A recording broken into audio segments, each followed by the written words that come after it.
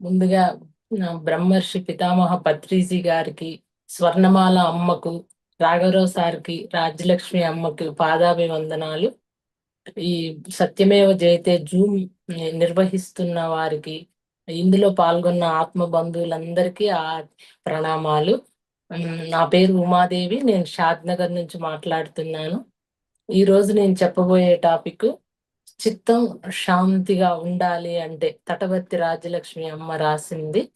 దాంట్లో టాపిక్ ఆత్మ 5 విషయాల్లో బందీగా ఉంది, ఆత్మగా జీవించాలి అంటే అన్న టాపిక్ గురించి చెప్తాను మాస్టర్స్. అయితే ఆ ధ్యాన మార్గంలోకి వచ్చి సద్గురువుని ఆశ్రయించాకే నేను శరీరం కాదు ఆత్మ అని తెలుసుకున్నాం. అయితే ఆ ఆత్మ అంటే భగవంతుడు. ఆ భగవంతుడి గురించి తెలుసుకోవటమే జ్ఞానము. అది ఎంత అంటే అనంతమైన జ్ఞానం ఉంది ఆ భగవంతుని గురించి తెలుసుకునేది. అంత జ్ఞానము ఆ పరమశివుడు అంతటి వారే ఇంకా ధ్యాన స్థితిలో ఉన్నారు అని పత్రిజీ సార్ చెప్తారు మనకు. అయితే మనం ఇంత జ్ఞానాన్ని మనం అణువంత కూడా తెలుసుకోలేదట. అణువంత కూడా మనం ఇంకా తెలుసుకోవాలి, దాన్ని అర్థం చేసుకోవాలి, ఆచరణలో పెట్టుకోవాలి. పత్రిజీ చెప్తారు ఏమనంటే, మనం ఎప్పటి వరకు వినాలి, చదవాలి అంటే మనకు ఆ విన్నది, చదివింది ఆచరణలోకి వచ్చేంత వరకు మనం అవి వింటూనే చదువుతూ ఉండాలట. అయితే మనం ఎంత నేర్చుకున్నా కూడా ఇంకా నేర్చుకోవాల్సింది ఎంతో ఉంటూనే ఉంటుంది. అలా మనము ప్రతి క్షణం మనం జ్ఞానాన్ని పెంచుకునే ప్రయత్నం చేయాలి. అలా చేస్తున్నప్పుడు ఆ జ్ఞానం పెరిగినప్పుడు మనకు కర్మలు దగ్ధమవుతాయి. గీతలో భగవానుడు చెప్పాడుగా జ్ఞానాగ్ని దగ్ధ కర్మాణమని. అలా మనం ప్రతి క్షణం కూడా జ్ఞానం పెంచుకునే ప్రయత్నం చేయాలి. అలా ప్రయత్నిస్తున్నప్పుడు మన తపన ఎంత ఉంటుందో, మన కృషి ఎంతగా ఉంటుందో, మనం ఎంత గట్టిగా ప్రయత్నిస్తామో అంత జ్ఞానాన్ని సంపాదించుకోగలము. అయితే ఈ భూమి మీద ఏదైనా కృషి చేసి సంపాదించలేనిదంటూ ఏదీ లేదు. ఒకవేళ మనం ఏదన్నా సంపాదించలేకపోతున్నాము అంటే అది మన ప్రయత్న లోపమే. అయితే ఏది సాధించాలన్నా గూడా 3 వంతుల ప్రయత్నం ఉండాలి మనది. ఉన్నప్పుడు మాత్రమే మనము ఒక విద్యనైనా, ధనమైనా గూడా ఎంతో కృషి చేసి సంపాదించాలి. ఒక ధనవంతుడు కావాలి అన్నా గూడా వాళ్ళు ఎంతో కష్టపడి రాత్రింబగళ్ళు అంటే ఆ ధనం ఎలా పెంచుకోవాలి, ఆ వ్యాపారాన్ని ఎలా పెంచుకోవాలి అన్న అదే తపన ఉండి అట్లా కృషి చేస్తేనే వాళ్ళు అవుతారు. అట్లనే ఒక విద్య అయినా గూడా ఎవరైనా ఎన్నో గంటలు ఇప్పుడు గ్రూప్స్‌కి ప్రిపేర్ అయ్యే వాళ్ళైనా ఎన్నో గంటలు వాళ్ళు చదివితే గాని ఆ విద్యలో అంత ర్యాంకులు అట్లా రాగలుగుతారు. అంతేగాని మనం కృషి చేయకుండా మాత్రం ఏది రాదు. అయితే ఇప్పుడు నేనే ఉన్నాను. ఇప్పుడు ధనవంతురాలిని కావాలి నేను బాగా అనేసి నేను ఒక కోటి సార్లు జపం చేశాననుకోండి, నేను ధనవంతురాలిని కాలేను. ఎందుకంటే కావాలన్నా ఏదైనా నేను కృషి చేసి సంపాదించుకోవాలి.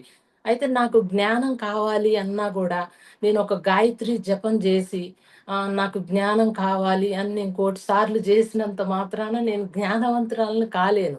ఎందుకంటే ఆహ్, ఆ జపము అన్నవి ఎందుకంటే మనసు శుద్ధత్వంలో ఉండటానికి మాత్రమే. పూర్వము గురువులు ఏంటంటే మనకు మనసు శుద్ధత్వంలోకి రావడానికి ఆ జపాన్ని ఒక నామము, ఒక మంత్రము ఇచ్చి మనతోటి జపం చేయించేవారట. ఎందుకంటే జపంలోంచి మనం ధ్యానంలోకొస్తామట. ఆ మనసు శుద్ధత్వం కోసమే. అంటే మనకు మనసులో పాపపు ఆలోచనలు రాకుండా ఉండటానికి ఇది చేయించేవారట. అయితే ఒక రైతు పొలాన్ని పండించాలన్నా కూడా ఫస్ట్ ఆ పొలాన్ని అంతా శుభ్రం చేసుకొని, దాన్ని దున్ని, దాంట్లో విత్తనాలు వేసి అలా పండిస్తాడు. అట్లనే పూర్వం గూడా గురువులట మనకు ధ్యాన సాధన చేయించాలంటే ఋషులు ఫస్ట్ మనకి జపమే చేయించేవారట. జపం చేయిస్తే ఆ జపం వల్ల మన మనసు శుద్ధత్వంలోకొస్తుంది. ఆ శుద్ధత్వంలోకొచ్చిన తర్వాత మనం ధ్యానం మనకు చక్కగా కుదురుతుందంట. అలా మనసు శుద్ధత్వంలోకి రావడానికి అలా చేయించేవారు. అయితే ఇప్పుడు అంటే ఒక తీవ్రమైన భక్తి ఉన్నా గూడా మనకు మనసు శుద్ధత్వంలో ఉంటుంది. ఎలా అంటే దీనికి ఎగ్జాంపుల్‌గా రాఘరావు సార్‌నే జెప్పొచ్చు. సారు వెంకటేశ్వర్ల స్వామికి బాగా వీరభక్తుడట.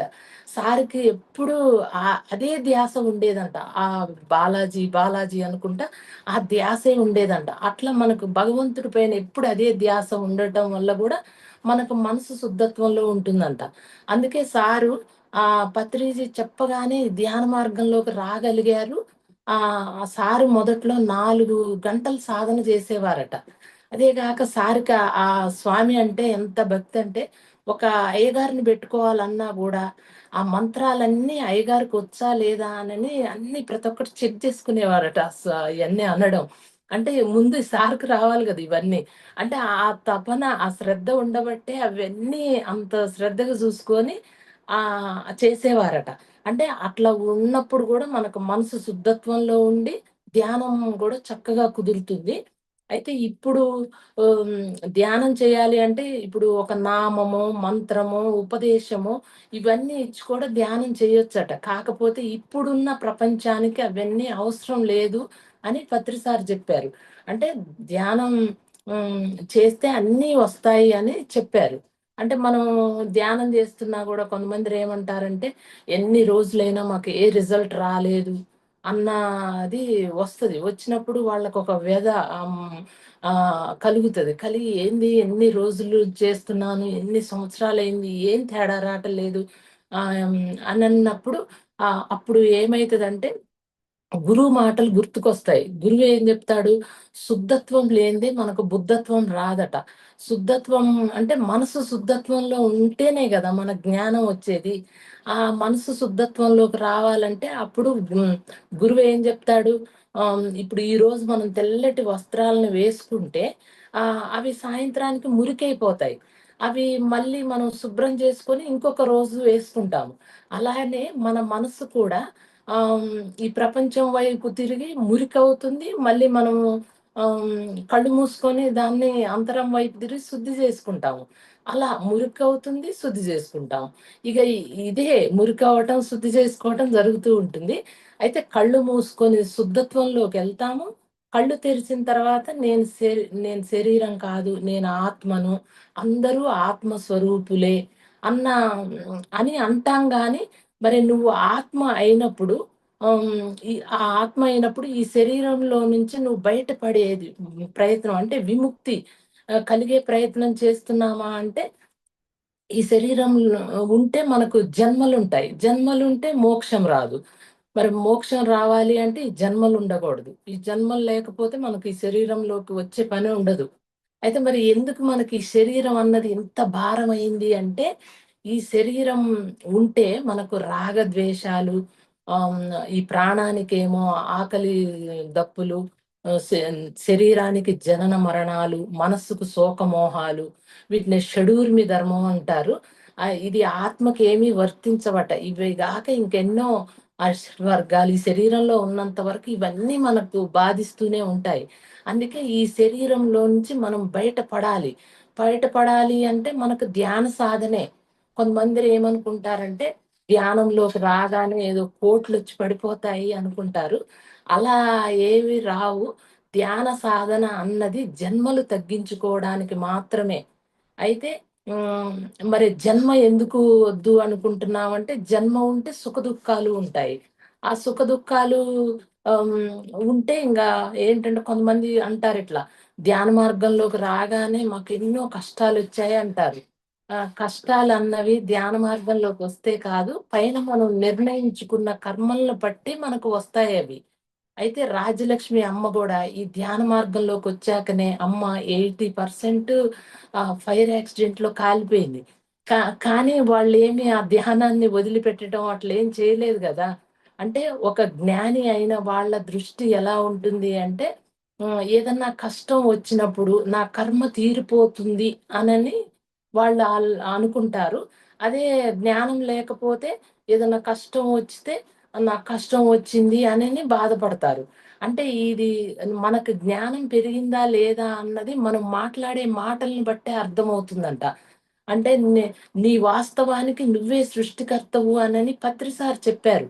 అయితే నీకొక కష్టం వచ్చింది అంటే, నువ్వు ఇంతకు ముందు చేసిన చెడు కర్మ వల్లనే ఈరోజు నీకా కష్టం వచ్చింది అని తెలుసుకోవాలి. ఆ కర్మ పోవాలి అంటే నువ్వు సాధన చేసి జ్ఞానాన్ని పెంచుకోవాల. నువ్వు పెంచుకునే జ్ఞానం నీకు ఉపయోగపడుతుంది. నీకు మరు జన్మ వద్దు అనని అనుకున్నప్పుడు నువ్వు అంతటి కృషి చేయాలి. తీవ్రాతి తీవ్రమైన సాధన జేసి సాధన చేసి జ్ఞానాన్ని పెంచుకోవటం పైన దృష్టి పెట్టాలి. అయితే మనం ఆత్మమైన మనము మన స్వలోకమైన స్వలోకానికి చేరాలి అంటే, ఈ శరీరం అనే బందికాన అంటే ఈ శరీరంలో నుంచి బయట పడాలి. మళ్ళీ ఈ శరీరంలోంచి రాకుండా ప్రయత్నం చేయాలి. దీంట్లోంచి బయటపడాలి. మళ్ళీ ఇందులోకి గూడా రాగూడదు. అలా ప్రయత్నం చెయ్యాలి అంటే మనకి సత్యం అవగతం అవ్వాలి. సత్యం మనకు అవగతం అవ్వాలి అంటే సత్యం అంటే ఏంటి? నేను భగవంతుడు. భగవంతుడు అంటే నేను భగవంతుడిని అన్నది నాకు అనుభవంలోకి రావాలి. అనుభవంలోకి రావాలి అంటే నేను భగవంతుడు అన్నట్లుగా నేను జీవించగలగాలి. అలా రావాలి అంటే తీవ్రమైన ధ్యాన సాధన చేస్తూ సచ్చింతన, సత్ప్రవర్తన ఉండాలట. అంటే సచ్చింతన. ఆ సత్యమే అంటే ఆ భగవంతుని చింతనే సత్ప్రవర్తన అంటే ప్రవర్తన సత్యంలో ఉండాలి. అంటే భగవంతుడిని అన్న ఆ ప్రవర్తన అలా జీవించగలగాలి మనం. సత్యం తెలిసినంత మాత్రాన మనం సత్యవంతులం కాలేము. మన ప్రవర్తన గూడా ఆహ్, అంటే మనకది అనుభవంలోకి రావాలి. అయితే ఇది ఎట్లా అంటే ఇప్పుడు మనకు గాలి కనపడదు. కానీ మనము గాలి కనపడదు కానీ, మనము ఉందా అంటే ఉంది గాలి. మనం శ్వాస పీల్చుకుంటున్నాం, ఇవన్నీ చేస్తున్నాం గదా! మనం ఒక ఫ్యాన్ కింద కూర్చున్నప్పుడు, ఆ ఫ్యాన్ గాలి మనం స్పర్శ ద్వారా ఎట్లా అనుభూతి చెందుతామో, అలాగే ఇప్పుడు ఈ శరీరము ఇక్కడ నేను మాట్లాడుతున్నాను, ఇక్కడ కూర్చున్నాను అంటే ఇందులో భగవంతుడున్నాడు. ఈ ఇప్పుడు అంటే ఆయన గనక ఇందులోంచి వెళ్ళిపోతే ఈ శరీరం ఇక్కడే కూలిపోతుంది. ఇక్కడ పడిపోతుంది. ఆయన ఉండబట్టే నేను శ్వాస పీల్చుకుంటున్నాను, మాట్లాడుతున్నాను. అంటే ఈ శరీరంలో ఉన్నాడు గానీ ఆయన నాకు అనుభూతి కలగట్లేదు. ఆయన ఉన్న అంటే నేను ఆ భగవంతుడిని అన్న అనుభూతి నాకు కలగట్లేదు అంటే మనకు ఈ ఆత్మ అన్నది 5 విషయాలలో ఒక బందిఖాన అంటే ఒక జైల్లో పెట్టినట్టుగా బందీ అయ్యుందంట. ఆ 5, 5 రకాలుగా బందీ అయ్యుంది. అవి ఏంటి అంటే, 1 శరీరము, 2 బంధాలు, 3 సంపదలు, 4 కీర్తి ప్రతిష్టలు, 5 వాసనలు. అయితే ఫస్ట్ శరీరము. శరీరము అంటే ఇప్పుడు ఆత్మ ముందుగా శరీరం గురించి తెలుసుకుందాం. శరీరం అంటే ఆత్మ పూర్ణాత్మ నుంచి ఆహ్, విడివడి ఫస్ట్ శిలలుగా, ఖనిజాలలోకి వస్తుంది. తర్వాతకి వృక్షాల్లోకి, భూచరాలు, జలచరాలు, పక్షులు, జంతువులు చిట్ట చివరిగా మానవ జన్మలోకొస్తుంది. మానవ జన్మలోకొచ్చినప్పుడే పూర్ణ శక్తివంతుడు అవుతాడు. అంటే ఇప్పుడు ఒక పసిబిడ్డ ఉందనుకోండి, ఆ శక్తి ఎంత అల్పంగా ఉంటుంది. మనకైతే శక్తి ఎక్కువగా ఉంటుంది. ఆ తల్లే అన్ని పనులు జూసుకుంటుంది ఆ పసిబిడ్డకి. కానీ కొంచెం కొంచెంగా ఎదిగే కొద్దీ ఆ బిడ్డ గూడా శక్తివంతుడవుతాడు. అలానే ఈ ఆత్మ కూడా కొంచెం కొంచెంగా ఎదుగుతూ మానవ జన్మలోకొచ్చినప్పుడు పూర్ణ శక్తివంతుడవుతాడు. అయితే మనము ఈ శిలల్లో, ఖనిజాలలో, వృక్షాల్లో ఉన్నప్పుడు మనకు శక్తి అల్పంగా ఉంటుంది. కానీ మానవ జన్మలోకొచ్చినప్పుడు మనం పూర్ణ శక్తివంతులమే. కానీ ఇన్ని విషయాలలలో నేను శక్తిహీనుడిని అనుకుంటున్నాడు. అయితే మనకు ఈ భూమి మీద మనం అనుభవంతోటి పాఠాలు నేర్చుకునేవేమీ లేనప్పుడు, మనము ఆహ్, తెలుసుకోవాల్సింది గూడా ఏమీ లేనప్పుడు ఆహ్, మనము ఆ భగవంతుడిని చేరుకున్నట్లే. ఆ భగవంతుడు మనం అయినట్లే. కానీ మనం అది ఏంది ఒక్కొక్క స్టెప్‌గా ఎదగాలి గదా! అయితే మనం ఒక ఎల్‌కేజీ చదవంది యూకేజీలోకి ఎట్లా వెళ్ళలేమో, ఆ యూకేజీ గానిది మళ్ళీ మనము ఒక ఎలిమెంటరీ స్కూల్‌లోకి, ఆ ఎలిమెంటరీ స్కూల్ గానిది మనం హై స్కూల్‌లోకి, హై స్కూల్ గానిది కాలేజీలోకి, కాలేజీ గానిది యూనివర్సిటీకి ఎలా వెళ్ళలేమో, ఈ మానవ జన్మలోకి వచ్చాక ఆత్మ గూడా అంటే అంతకుముందు కొంచెం కొంచెంగా ఎదుగుతూ ఆత్మ మానవ జన్మలోకొచ్చి పూర్ణ శక్తివంతుడవుతాడు. అయ్యి అనుభవంతోటి పాఠాలు నేర్చుకుంటాడు. ఈ మానవ జన్మ అన్నది పూర్తిగా భగవంతుడిని తెలుసుకునేదే. అయితే ఇన్ని శరీరాలు ఎందుకు తీసుకుంటున్నాడంటే, ఈ శరీరం ఉంటేనే మనం ఏదైనా నేర్చుకుంటది ఆత్మ. అయితే ఈ 84,00,000 శరీరాలు తీసుకుంటది. ఈ 84,00,000 శరీరాలు దేనికి అన్నప్పుడు పరమాత్మ అవ్వాలంటే ఇవన్నీ తీసుకొని వీటితోటి అనుభవాలను నేర్చుకుంటూ ఉంటుంది. అయితే మనము పత్రిసారి చెప్తాడు గదా! 350 జన్మలు దాటంది మనం ఈ యోగ మార్గంలోకి రాలేమంటారు. అయితే మానవ జన్మలో గూడా మనం కొంత ఎదగాలంట. ఎదిగిన తర్వాత మాత్రమే ఈ మానవ జన్మలోకి హ్మ్. కొంత ఎదిగిన తర్వాత మాత్రమే యోగ మార్గంలోకొస్తాము. యోగ మార్గంలోకి వచ్చాక ఆహ్, హ్మ్.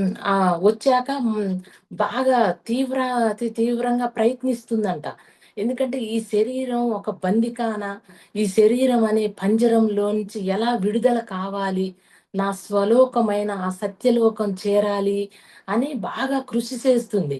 ఎందుకు మరి ఈ శరీరం అట్లా బందిఖాన అంటే ఇట్లా చెప్పొచ్చు ఏందంటే, ఇప్పుడు ఈ శరీరం నుంచి బయటపడాలి అంటే పిచ్చి కుదిరితే గాని పెళ్ళవ్వదట. పెళ్ళైతే గాని పిచ్చి కుదరదట. అంటే ఇప్పుడు ఈ శరీరంలోంచి మనం బయటపడాలి అంటే ఈ శరీరంతోటే సాధన చెయ్యాలి. ఈ శరీరంతోటి సాధన చేసి దీని నుంచి బయటపడాలి. ఈ శరీరం అన్నది ఒక మనకు సాధనా పరికరమే గాని శాశ్వత పరికరం కాదు.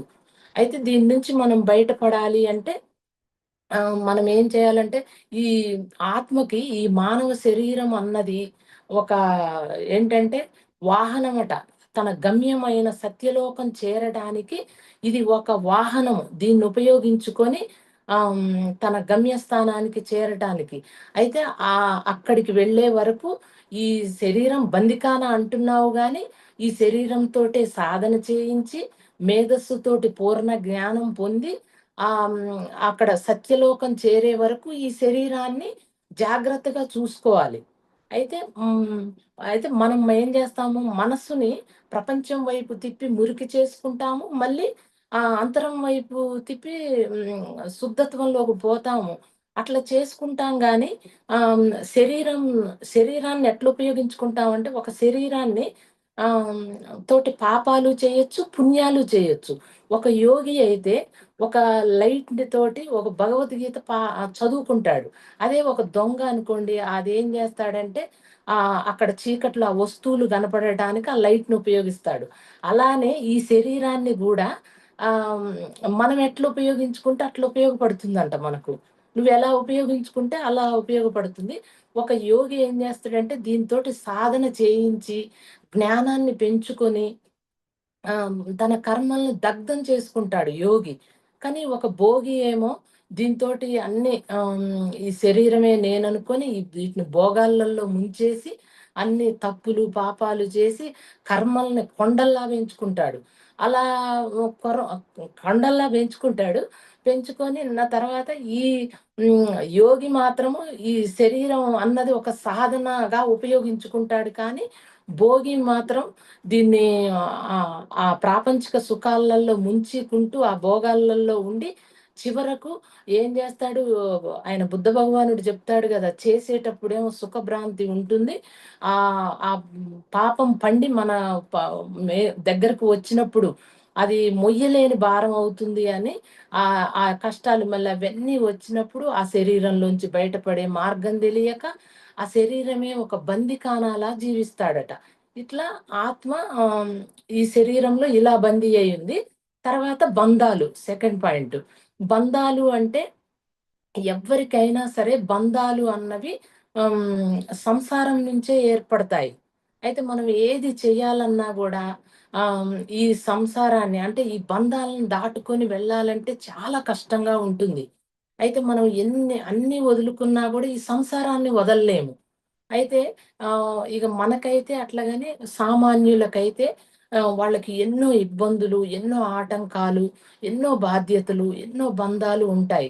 ఒక ధ్యానం క్లాస్‌కే ఎళ్ళాలనుకోండి, అసలు ఎన్ని బంధాలో, ఎన్ని బాధ్యతలో అక్కడి దాకా ఎందుకు మనం భీమవరమే ఎళ్ళాలంటే కొంతమందిరికేమో అన్నీ ఉన్నాయి మంచిగానే. కానీ ఇంట్లో వాళ్ళు తీర్థయాత్రలకి, ఇక్కడ ఏమన్నా టూర్‌లకి పోవడానికైతే పంపిస్తారు. ఇక్కడ ఏమన్నా ఫంక్షన్స్ అయినా, పెళ్ళిళ్ళైనా ఈ టూర్‌లన్నీ ఓకే గానీ, అక్కడికి పంపియాలంటే మాత్రం పంపియరు. ధ్యానం క్లాసులకు గానీ, అక్కడికి గానీ, అక్కడికైతే వద్దు. కొంతమందిరికేమో ఆర్థిక ఇబ్బందులు. అంటే ప్రతి నెల పోవాలి అంటే, ఆ ఇబ్బందుల వల్ల గూడా మనం వెళ్ళలేము. కొంతమందికేమో ఆ శరీరం సహకరించదు. అంత జర్నీ జేయాలి. అక్కడెళ్ళిన తర్వాత అక్కడ ఆడ ఉండటము, మళ్ళీ ఆ ఆహారం గూడా మనకు సరిగా ఉండకపోవడము, అంతసేపు కూర్చోలేకపోవడము, అట్లా ఆరోగ్య ఇబ్బందుల వల్ల గూడా మనము అట్లా సాధనకు దూరమవుతుంటాము. అంటే ఆ ధ్యాన సాధనకి మనం దూరమవుతాము. మనకు అన్ని మంచిగున్నా ఈ కుటుంబ సభ్యులు ఒప్పుకోరు. ఈళ్ళు ఇక్కడ వాటికి ఎన్నిటికైనా పంపిస్తారు. రాఘవరావు సారేమో 27 రోజులు కుటుంబం కోసం జేస్తారు గానీ, ఒక 3 రోజులు కేటాయించలేరా? అక్కడ భీమవరం అనని అంటారు.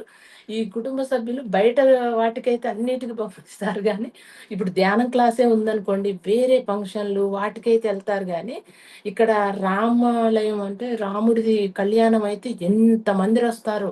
అదే ధ్యానం క్లాస్ పెడితే మాత్రం ఎక్కువ మందిరి ఉండరు. హ్మ్. అలానే మనము ఎన్ని ఎన్నిటి వల్ల ఇబ్బందులంటే కుటుంబ సభ్యుల వల్ల ఇబ్బంది పడుతారు. అంటే రాలేక వాళ్ళు సాధన చేసుకోవాలని ఉన్నా గూడా వాళ్ళు రాలేకపోతుంటారు. ఆర్థిక ఇబ్బందుల వల్ల కొంతమంది రాలేరు. కొంతమంది శారీరక సమస్యల వల్ల అంత సాధన చేసుకోలేకపోతూ ఉంటారు. అయితే ఆ భగవంతుడు ఎక్కడున్నాడు? మన హృదయంలోనే ఉన్నాడట. మన హృదయం అనే ఇనుప పెట్టెలో ఉన్నాడట ఆయన. అయితే ఆ పెట్టెకి ఏం తాళాలు లేవట. మనము ఆ భగవంతుడిని కానీ ఆ పెట్టె తెరవడం మాత్రం చాలా కష్టమట. ఎందుకంటే ఇప్పుడు మనము ఉన్నాము. ఉదయం నుంచి సాయంత్రం వరకు ఎన్నో పనులు చేస్తూ ఉంటాము. ఈ 5 ఇంద్రియాల ద్వారా ఎన్నో సేకరిస్తాము. ఎంతో జ్ఞానం సంపాదించుకుంటాము. కోరికలుంటాయి. ఇవన్నీ గూడా మనం ఆ ధ్యాన సాధనకు కూర్చున్నప్పుడు ఇవన్నీ గుర్తుకొస్తాయి. ఆల్రెడీ మనకు స్టోరేజ్ బోలెడుంటది. ఇక ఇప్పుడు మళ్ళీ ఏ రోజుకి ఆ రోజు మళ్ళీ కొత్తది తయారు చేసుకుంటూనే ఉంటాం. ఇవన్నీ ఉండి ఈ ఆలోచనలు తగ్గించుకొని ఎప్పుడు మనము ఆ అంతరంలోనికి వెళ్ళే ప్రయత్నం చేసేది. అందుకని ఆయన ఆ పెట్టె తెరవడం అన్నది చాలా కష్టము. అలా మనము ఆ సాధన చేసినా గూడా మనం ఆయన్ని అట్లా దూరమవుతూ ఉంటాము. అయితే మనము ఇప్పుడు రైల్వే స్టేషన్‌లు గాని, ఇట్లా బస్సు దేనికైనా బయటకెళ్ళినప్పుడు మనం ఎంతో మందిని చూస్తాము. కానీ వాళ్ళెవ్వరు మనకు గుర్తుండరు.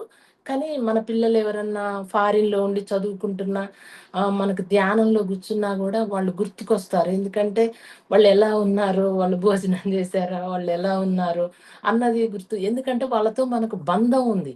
ఈ బంధాలన్నవి మననేం చేస్తాయంటే సాధన చేసుకోవడానికి సాధనకి మనకు అడ్డమే. అంతేకాక ఆత్మ ఎదుగుదలకి అంటే ఆత్మ విముక్తి పొందటానికి గూడా ఈ బంధాలన్నవి మనకు అడ్డుగా అవుతాయి. ఇది సెకండ్ పాయింటు. తర్వాత థర్డ్ పాయింట్ ఏందంటే సంపదలు. సంపదలు అంటే ఒక మంచి వ్యాపారం ఉందనుకోండి, ధ్యానం చేయటానికి సమయమే ఉండదు. ఎందుకంటే ఆ వ్యాపారం మంచిగా సాగి, మంచిగా లాభాలు వస్తూ ఉంటే, ఇంకా ధ్యానానికి సమయం ఉండదు. అంటే ఆహ్, ఆహ్, స అది మరి ఎంతమంది పనివాళ్ళున్నా కూడా అది అంతా చూసుకోవాలి గదా! యజమాని ఉంటేనే ఆ లావాదేవీలన్నవి సరిగ్గా ఉంటాయి గదా! దగ్గరుండి చూసుకుంటేనే అది అవుతది గాబట్టి, అలా ఉన్నా గూడా ఆ ధన సంపాదన, మంచి మంచి వ్యాపారాలు అయ్యున్నా కూడా వాళ్ళకసలు ధ్యానం చేయటానికి సమయమే దొరకదు. అయితే కొంతమంది ఏం జేస్తారంటే, ఈ ధ్యాన సాధనలోకొచ్చి జాబు ఉంటే ఆవేశంతోటి కొత్తగా వచ్చిన వాళ్ళు జాబులు మానేస్తూ ఉంటారు. అయితే అట్లా గూడా మానేయొద్దట. ఎందుకంటే, ఇప్పుడు మనకు కనీస అవసరాలుంటాయి గదా! ఆ సాధన జేసుకోవడానికి నువ్వు జాబ్ జేసుకుంటూనే నీ కనీస అవసరాలు తీర్చుకుంటూ కొంత సమయాన్ని నువ్వు చేసుకొని ధ్యానం చేసుకోవాలి గానీ, పూర్తిగా ఆటిని బంద్ జేసి అట్లా చేయకూడదు. అంటే కనీస అవసరాలకు మనం సంపాదించుకోవాలి. అయితే ఈ కలియుగంలో మనం కొంచెం జేసినా గూడా ఎంతో సంపాదించుకుంటామట. ఈ కలియుగంలో ఏది జేసినా గూడా. అయితే ఈ ధ్యాన మార్గము ఇప్పుడు మనకి ఎన్ని బంధాలున్నా, ఎన్ని బంధుత్వాలు, ఎన్ని ఉన్నా గూడా ధ్యానం జేసినప్పుడు మనకి ఎంతో కొంత ఆనందం అయితే కలగంది మనం ఈ ధ్యానం జేయము. మరి ఇంతమంది ఈ ధ్యాన మార్గంలోకి ఆకర్షితులవుతున్నారు అంటే దీంట్లో ఆనందం దొరికితేనే గదా! ఇంతమంది దీనికి లక్షల్లో గూడా వస్తున్నారు గదా! ధ్యాన మార్గంలోకి. అట్లా ఎంతో ఆనందం దొరుకుతుంది కాబట్టే. అయితే మనము సంపదలు అంటే ఇప్పుడు ఈ శరీరము ఈ శరీరంతోటి మనం ఎన్నో పనులు చేస్తుంటాము. అలానే ధనం గూడా సంపాదించుకోవాలి శరీరంతోటి. కానీ ధనం అన్నది మంచిగా సంపాదించుకోవాలి. అంటే ధర్మ మార్గంలో సంపాదించుకోవాలి. దుష్ట సాంగత్యం అన్నది చేయకూడదు. ఆహ్, అంటే ఇక్కడ ఏందంటే కర్ణుడు గొప్ప దాత ఆయన. అయినా గూడా ఆ సాంగత్యం వల్లనే ఆయన పతనమైపోయాడు అంటాడు. అయితే ఆయన గొప్ప దాత అంటే హ్మ్, ఒకసారి ఈయన అడుగుతాడట. హ్మ్. ఎవరు ఈయన అర్జునుడు కృష్ణుడిని అడుగుతాడట. ధర్మరాజు గదా! గొప్పవాడు. కర్ణుడెలా గొప్ప దాత అయితాడు అంటే అప్పుడు కృష్ణ భగవానుడట ఒక పెద్ద గుట్టంత బంగారం కర్ణుడికిస్తాడట.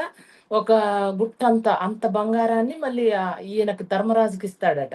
అయితే కర్ణుడేమో ఒక ఇద్దరిని పిలిసి దాన్ని సెరిసగం తీసుకోండి అంటాడట. అదే ధర్మరాజు అయితేనేమో కొంచెం పంచుతూ ఉంటాడట. అంటే అప్పుడు అర్జునుడికి అర్థమైద్దట. ఆహా! కర్ణుడు చాలా గొప్ప దాత అని. మరి ఆయన అంత గొప్పవాడైనా కూడా ఆ చెడు సాంగత్యం వల్ల అంటే ఆ దుష్ట సాంగత్యం వల్ల ఆయన పతనమైపోయిండు. ఎందుకంటే ఆయనకి కృష్ణుడు జెప్తాడు. అధర్మం జేసేవాడి కన్నా ధర్మం తెలిసిన వాడి క్రియాశూన్యత వల్లనే ఎక్కువ అధర్మం జరిగిద్దట. అంటే ఈయనకు ధర్మం తెలుసు. తెలిసినా గూడా ఆ స్నేహితుడు గదా!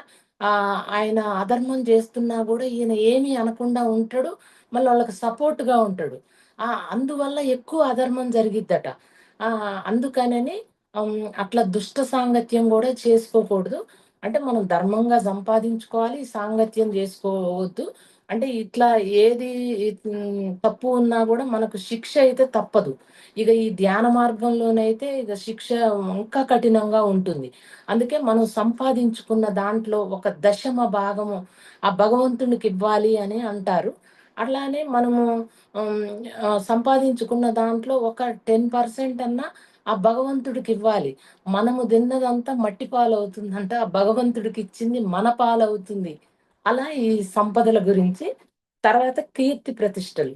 కీర్తి ప్రతిష్టలు అంటే ఆహ్, మన్ని 10 మంది పొగిడినా, మనని 10 మంది "నువ్వు చాలా గొప్పవాడివి, చాలా అసలు మంచివాడివి" అది ఇది అని పొగిడినా, మనకు చదువులున్నాయని పొగిడినా, మరి మనకు పదవులున్నాయన్నా, మనకు ధనం ఉన్నదని పొగిడినా, మరి మీరు అందంగా ఉన్నారనని పొగిడినా, అంటే మీరు ఎమ్మెల్యేలు, ఎంపీలు ఇట్లా ఏం పొగిడినా గూడా వీటి ఇగ ధ్యానం అసలు చేసే సమస్యే లేదట. ఎందుకంటే మనం ధ్యానానికి కూర్చుంటే ఆ పదవులే గుర్తొస్తాయి.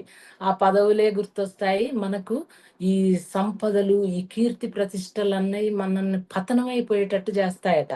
అయితే ఇప్పుడు ఎమ్మెల్యే, ఎంపీ అంటే ఇప్పుడు మనకు బాగా ధనం ఉందనుకోండి. ధనం ఉంటే ఏముంటదంటే మనకొక పవర్ గావాలనిపిస్తది. అంటే రాజకీయాల్లో ఒక పోస్ట్ గావాలి. పోస్ట్ ఉంటే మనకు మంచి పవర్ ఉంటది. పవర్ ఉన్నోడు మంచి రెస్పెక్ట్ ఒస్తది. ఆ పవర్ ఉన్న వాళ్ళకి అది ఉండాలనిపిస్తది ఆ పవర్. అయితే రాజకీయాలలోకి రావడానికి ఎన్నో కోట్లు ఖర్చు పెట్టి ఆ పదవులు తెచ్చుకుంటారు. తెచ్చుకొని ఆ అధికారం వస్తది గదా!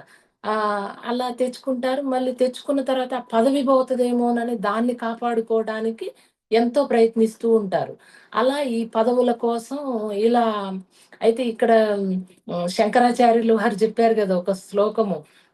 నువ్వు అంటే మాకురు ధనజన యవ్వన గర్వం హరతి నిమిషత్ కాలః సర్వం. మాయామయమిదమఖిలం భూత్వా బ్రహ్మ పదం ప్రవిశా విదిత్వ. అంటే నాకింత ధనం ఉందని, ఎనకాల ఇంత జనం ఉన్నారు.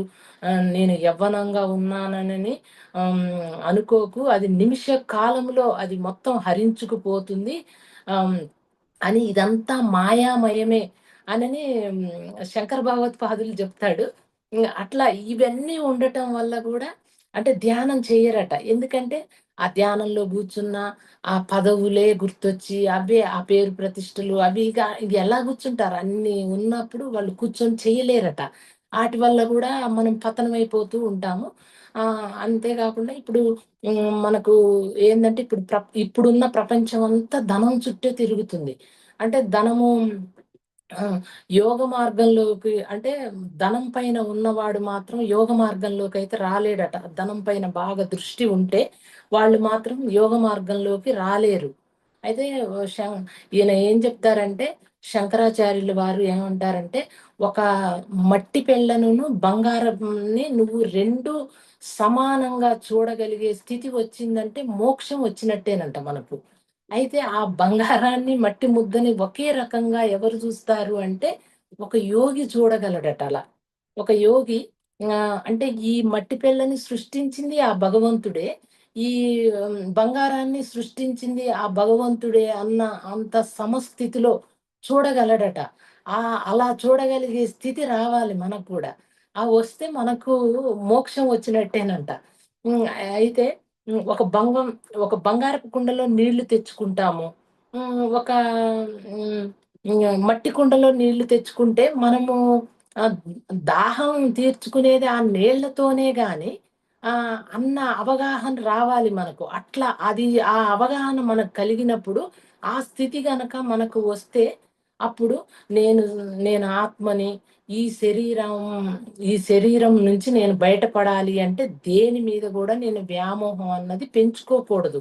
దేని మీదన్నా వ్యామోహం పెంచుకుంటే అది మళ్ళీ నాకు బంధమవుతుంది అన్న ఆ స్థితి వస్తే గనక అంతటి జ్ఞానం మనం సంపాదించుకోలి, అంత సమస్థితి గనక మనము ఆ స్థితిలో ఉండగలిగితే వాటిని గూడా, అట్లా చూడగలిగే స్థితి మనకు వస్తే మనం ఎంతో ఎదిగినట్టే. అయితే ఎప్పటికప్పుడు గూడా మనము జ్ఞానాన్ని పెంచుకోవటానికి ప్రయత్నం చేస్తూనే ఉండాలి.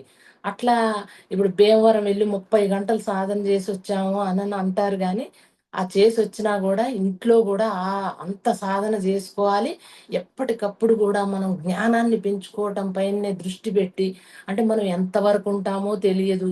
ఆ బ్రతికున్నంతలో ఎంత సంపాదించుకోగలిగితే అంత జ్ఞానాన్ని సంపాదించుకోవాలి. హ్మ్. సంపదలు, కీర్తి ప్రతిష్టలయిపోయినాయి. తర్వాత వాసనలు. హ్మ్. వాసనలు అంటే ఆహ్ ఏంటంటే, ఇప్పుడు మనము వాసనలు అంటే ఫస్ట్ ఇష్టాలు. వాసనలు అంటే ఇష్టాలు. సంస్కారాలు అంటేనేమో అలవాట్లు. ఈ వాసనలు మనకు బాగా ఎక్కువైతే సంస్కారాలుగా మారుతాయి.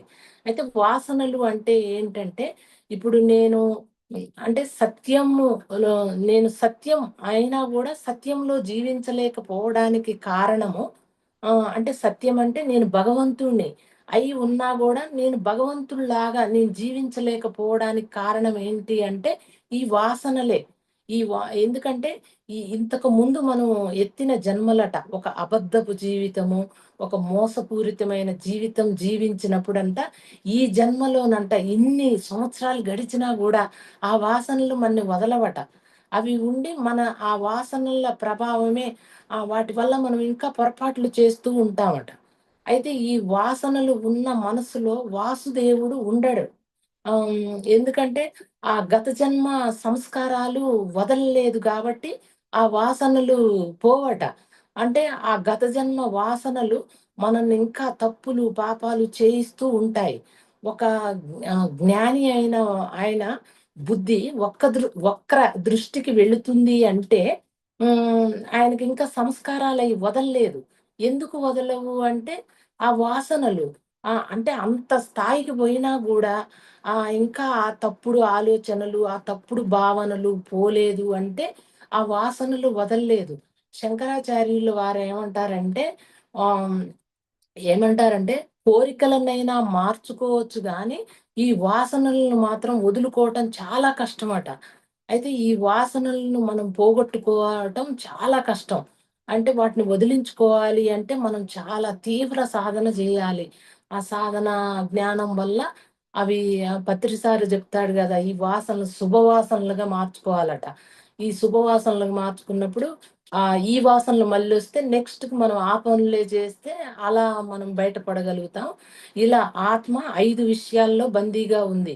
1 శరీరము, 2 బంధాలు, 3 సంపదలు, 4 కీర్తి ప్రతిష్టలు, 5 వాసనలు.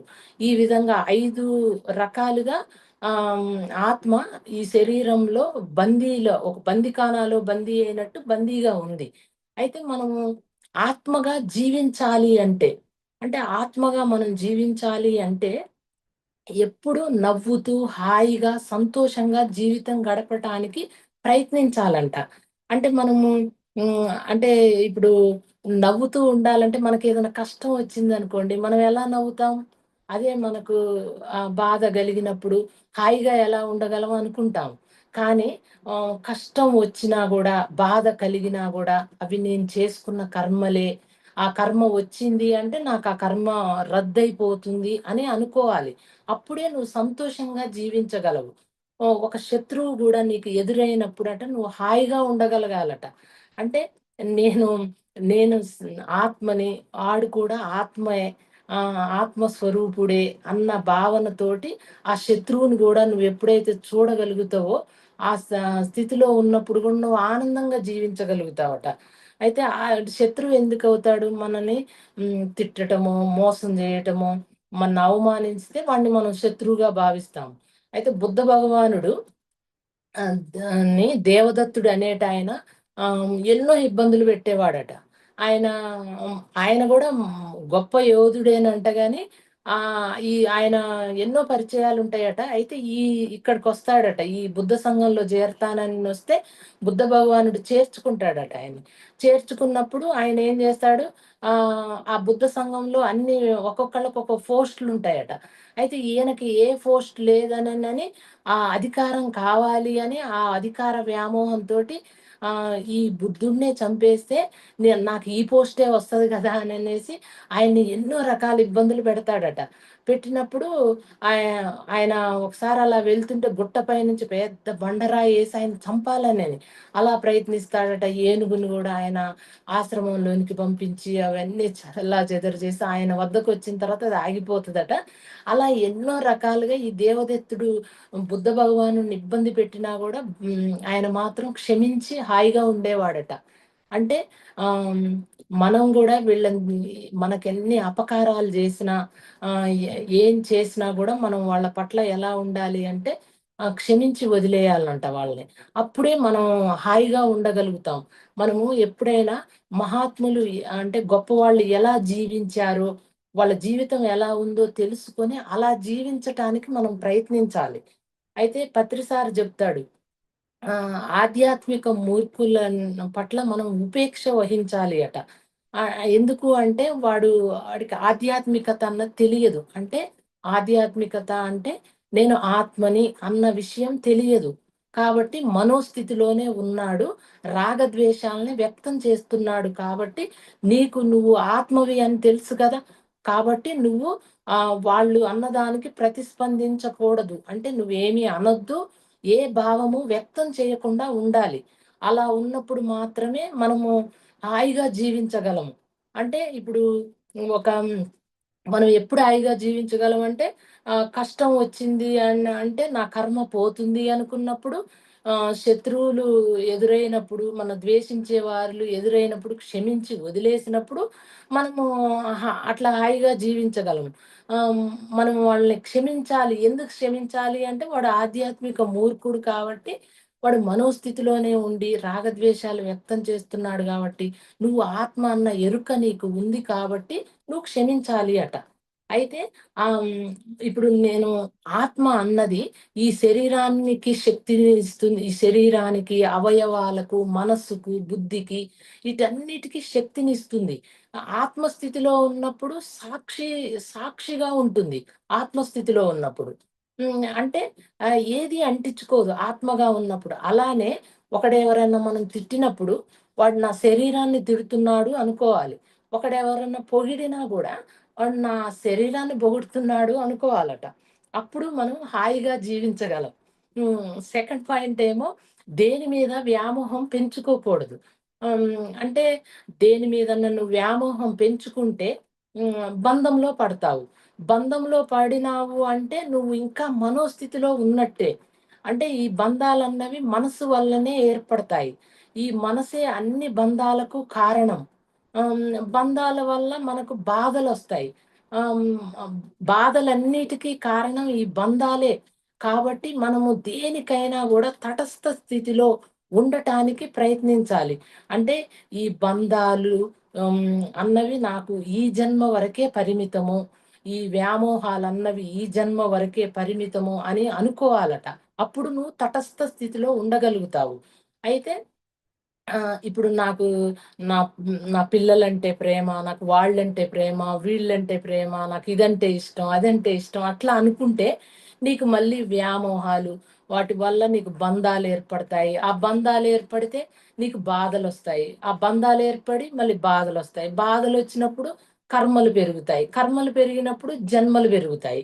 అందుకని మహాత్ములేమంటారంటే, దేని మీద వ్యామోహం పెంచుకోకు. దేని మీదన్నా వ్యామోహం పెంచుకున్నావు అంటే మళ్ళీ బంధాలలో పడతావు. ఆ బంధాలు వాసనలుగా మారతాయట. అందుకే దేనికైనా మనం సమస్థితిలో ఉండాలి. ఏదన్నా మనకు అవసరమైతే అంతవరకే దాన్ని ఉపయోగించుకొని మిగతాది మరిచిపోవడానికి ప్రయత్నించాలి. అలా ఉన్నప్పుడే మనకి ఈ శరీరం అన్నది సాధన జేసుకోవడానికి, జ్ఞానం సంపాదించుకోవడానికే. కానీ మనము సంఘం కోసము, సంపదల కోసము, పిల్లల కోసము అని మనం అల్లో పడితే ఈ వీట్లల్లో ఈ బంధాలలో ఇరుక్కుపోవాల్సి వస్తుంది. ఇలా ఇది బంధాల అంటే దేని మీద వ్యామోహం పెంచుకోకూడదు అన్న సెకండ్ పాయింట్. తర్వాత థర్డ్‌దేంటంటే ఆహ్, ఎప్పుడూ గడిచిపోయిన విషయాలని మర్చిపోవడానికి ప్రయత్నించాలంట. అంటే ఇప్పుడు మనం గడిచిపోయిన విషయాలను జీవితంలో ఎప్పుడైనా గడిచిపోయిన విషయాలను మర్చిపోవడానికి ప్రయత్నించాలి. మన జీవితంలో ఒక దుఃఖం వచ్చింది అంటే దాన్ని మనం బాధపడతాం దుఃఖం కలిగినప్పుడు. కానీ కొంత సమయం తర్వాత మనకు అది జరిగిపోయిన సంఘటన అవుతుంది. అలానే హ్మ్. మన అంటే ఎవరికైనా ఎవరి జీవితంలోనైనా ఒక దుఃఖ సంఘటన జరిగిందనుకోండి. వాళ్ళ వాళ్ళ కుటుంబంలో ఎవరైనా చనిపోయినప్పుడు వాళ్ళు ఆ రోజు ఎంత బాధపడతారు. అదెంతో దుఃఖంలో ఉంటారు. కానీ వాళ్ళు ఆ రోజులు గడిచే కొద్దీ, నెలలు గడిచే కొద్దీ వాళ్ళు మెల్లిమెల్లిగా వాళ్ళని మర్చిపోతూ ఉంటారు. అంటే ఆ బాధ తగ్గిపోతూ ఉంటుంది.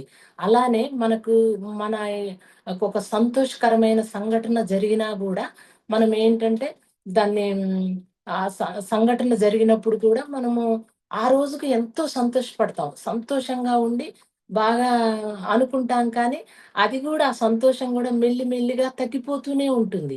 అలా మనం ఏ విషయమైనా గూడా మర్చిపోతూ ఉంటాం. అయితే మహాత్ములు ఏం చెప్తారు అంటే దేనికైనా గూడా వర్తమానంలో జీవించాలట మనం. ఆ గడిచిపోయిన సంఘటనలను మర్చిపోవడానికి ప్రయత్నించాలి. అలా ప్రయత్నించినప్పుడే మనము వర్తమానంలో జీవించగలుగుతాము. అయితే జ్ఞాని అయిన వాడు ఎట్లా ఉంటాడు అంటే ఈరోజు నేను ధ్యానం చేశానా? జ్ఞానం పెంచుకున్నానా? కొత్త విషయాలేమన్నా తెలుసుకున్నానా? అవి గనక తెలుసుకోపోతే ఒక శాపం అనుకుంటాడట. తెలుసుకుంటే ఎంతో సంతోషం.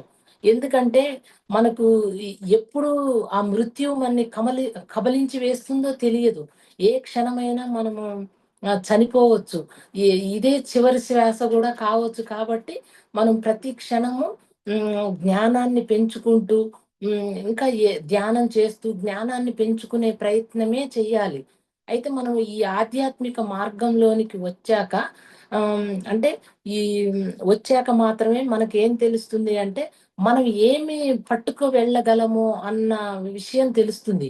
అంటే మనం ఏం ఆహ్, హ్మ్, ఇక్కడి నుంచి ఏం తీసుకెళ్ళాలో అన్న వాటి కోసం ప్రయత్నం చేస్తామట. ఈ ఆధ్యాత్మిక మార్గంలోకొచ్చాకే. అంటే ఆహ్, సాధన, జ్ఞానము. ఈ భూమి మీద భూమి మీద నుంచి ఈ భూమి మీద సాధించి మనం తీసుకువెళ్ళేది సాధన, జ్ఞానం ఈ 2 మాత్రమేనంట. అయితే మన జీవితంలోకి సద్గురువు వచ్చాకే మనకు కర్మలు పోగొట్టుకునే మార్గం జ్ఞానమే అనని గురువు జెప్తాడు. అలా తెలుసుకొని అంటే గురువు చెప్తాడు జ్ఞానమే అని. అది ధ్యానం చేయటం వల్ల, స్వాధ్యాయం చేయటం వల్ల, సద్జన సాంగత్యం చేయటం వల్ల నీ జ్ఞానాన్ని పెంచుకుంటావు అని గురువు పదే పదే మనకు చెప్తూ ఉంటాడు. అలా మనం ఆ సాధన చేస్తూ మనం జ్ఞానం పెంచుకోవాలి. అయితే మనము భగవంతుడు కావాలి అంటే మనకు మచ్చలేని జీవితం ఉండాలంట. ఆ మచ్చ లేకుండా జీవితం జీవించినప్పుడే ఆ భగవంతుడు కాగలము. అయితే మనకు ఈ ఆధ్యాత్మిక సాధన ఎందుకంటే, ఇప్పుడు పైనుంచి వచ్చినప్పుడు మనం ఎంత స్వచ్ఛంగా ఉంటామో, మళ్ళీ మనం అలా కావడానికే ఈ ఆధ్యాత్మిక సాధనలన్నవి. అయితే ఎప్పుడు మనం ఏమనుకోవాలి అంటే, నేను ఆత్మని అన్నట్లుగా జీవిస్తే, ఆత్మ అంటే ఒక రాజులాగా జీవించటం అన్నమాట. ఇప్పుడు ఆహ్, ఈ ఆత్మ ఈ శరీరానికి కాపాడుతుంది, ఇంద్రియాలకు శక్తినిస్తుంది. ఈ సృష్టిలో ఉన్న అన్ని సృష్టి అంతా నిండి ఉంది. ఆ జీవులలోనూ అదే ఉంది. ఆ జీవులను కాపాడేది కూడా ఆ ఆత్మే. కాబట్టి ఆహ్, ఈ ఆత్మ నేను ఆత్మ అనుకున్నాడు. అంటే నేను ఆత్మని అంటే నేను రాజుని అన్నట్లుగా మనం జీవించాలట. మహారాజుని అన్నట్లుగా జీవించగలిగితేనే హ్మ్. అలా జీవించగలగాలి. ఎందుకంటే ఇవన్నింటికి శక్తినిచ్చేది ఆత్మే. లేదు నేను మానవుడినే, నేను జీవుడినే అంటే నిన్ను నువ్వు తగ్గించుకున్న వాడివి అవుతావట. ఆత్మని అంటే ఒక రాజులాగా జీవించగలుగుతావు. అయితే మనము ఆత్మ సాక్షాత్కారం అన్నది పొందాలి అంటే ఆహ్, ఏంటంటే నువ్వు ఆత్మలాగా జీవించాలి. ఆ జ్ఞానాన్ని పెంచుకోవాలి. కర్మల్ని పోగొట్టుకునే ఆ జ్ఞానం ద్వారా కర్మల్ని పోగొట్టుకోవాలి. కొత్త కర్మలన్నవి కూడా చెయ్యకూడదు. అలా జీవించినప్పుడు మాత్రం నీకు ఆత్మ సాక్షాత్కారం అన్నది కలుగుతుంది. ఇలా ఆత్మ 5 విషయాలలో ఆహ్, బందీగా ఉంది. ఆ ఆత్మగా జీవించాలి అంటే ఈ 3 విషయాలు. ఏంటంటే ఫస్ట్‌ది ఎప్పుడు నవ్వుతూ, హాయిగా, సంతోషంగా జీవించటానికి ప్రయత్నించాలి. ఆహ్, అంటే దేనిపైన వ్యామోహం పెంచుకోకూడదు. ఆహ్, ఎప్పుడు జీవితంలో జరిగిపోయిన సంఘటనలను మర్చిపోవడానికి ప్రయత్నించాలి. ఇలా ఉంటే మనం ఆత్మగా జీవించగలము. ఇది thank you. Thank you sir, madam. నాకింతటి అవకాశం ఇచ్చినందుకు. Thank you sir. Thank you madam. ఎంతో విలువైన సమయాన్ని సత్యమేవ జయతే జిమ్ సెషన్కి ఇచ్చేసి ఎంతో ఆత్మజ్ఞానాన్ని అందించినందుకు మీకు ప్రత్యేకంగా కృతజ్ఞతలు చెప్తున్నాం మేడం. ఈశ్వరయ్య సార్, నమస్కారం సార్. మీరు మాట్లాడండి సార్.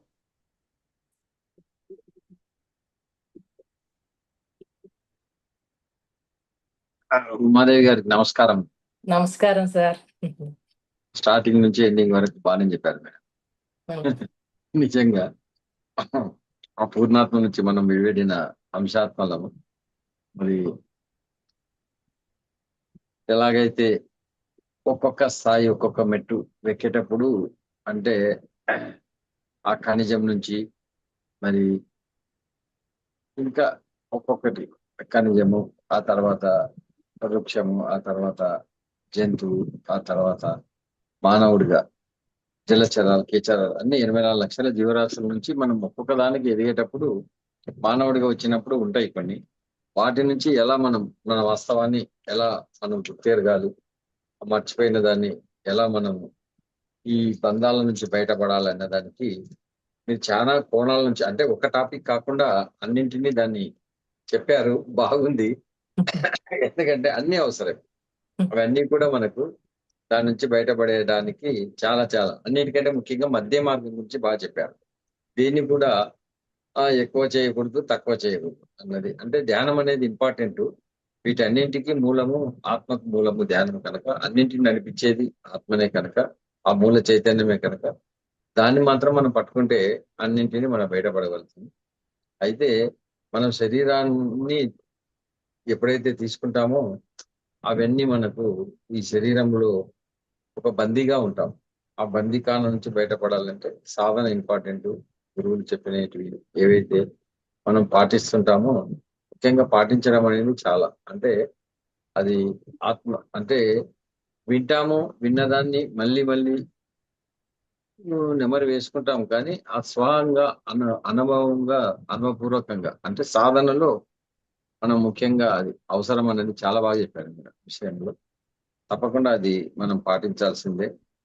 కనుక ఈ రోజు మీ టాపిక్ చాలా బాగుందమ్మా. స్టార్టింగ్ నుంచి